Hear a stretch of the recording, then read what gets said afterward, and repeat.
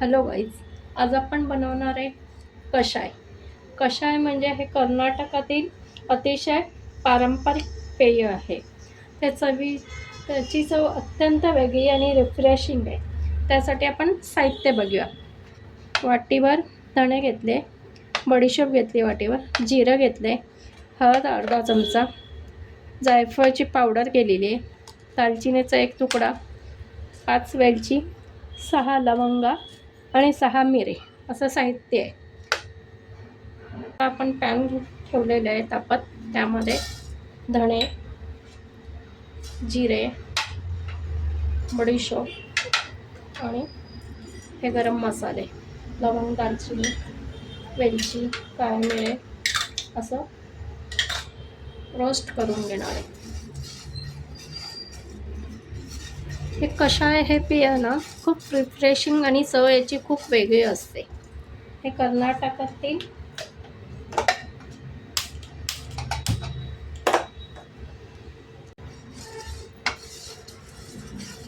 असं रोस्ट करून घेऊया.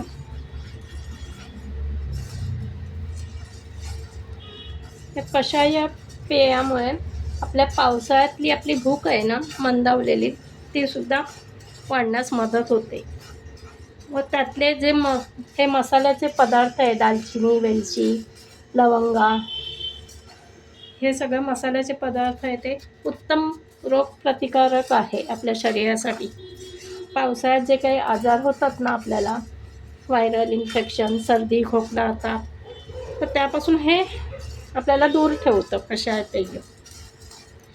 आणि तुम्हाला चहा, कॉफी वगैरे डॉक्टरांनी जर सांगितली असेल की बंद करायला, तर हे पेय उत्तम आहे. आणि हे पेय पिऊन तुम्ही रात्रीसुद्धा पिऊन झोपू शकता. असं हे सुंदर पेय आहे. तर तुम्ही ह्या पावसाळ्यात अगदी विचार न करता याची रेसिपी बनवा आणि आपल्या घरातील व कुटुंबातील लोकांना सर्दी, खोकला व व्हायरल इन्फेक्शनपासून दूर ठेवा. आता हे आपण गार करून घेऊ मसाले आणि मग मिक्सरच्या भांड्यात वाटून घेणार आहोत.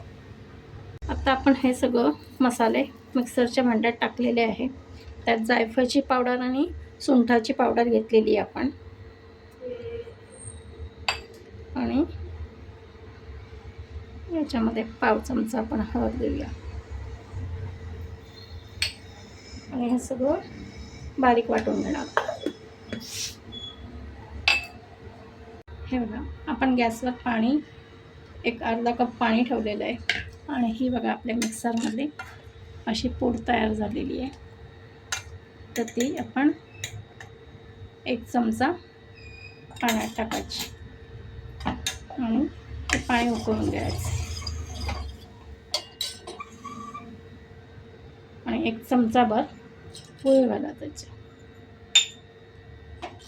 छान उकळून घ्यायचे.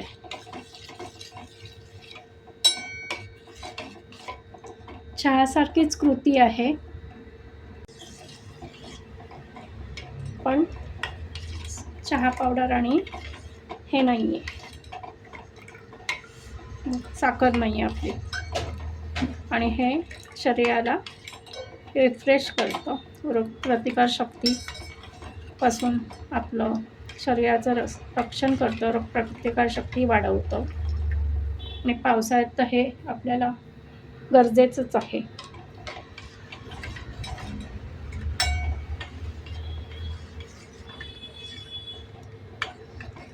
छान उकळून घ्यायचं आहे आपल्याला. ते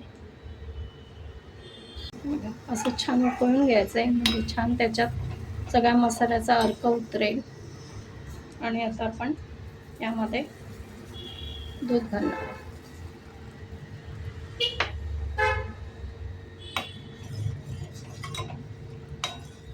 आणि छानपैकी रिफ्रेशिंग कषाय तयार झालेलं आहे.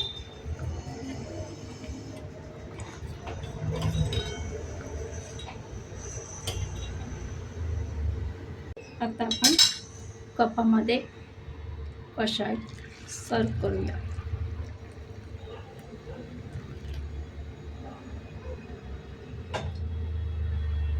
या प्रकारे तुम्ही पण हे कषाय पेय बनवून बघा. रेसिपी कशी वाटलीस लाईक शेअर आणि सबस्क्राईब करा. धन्यवाद.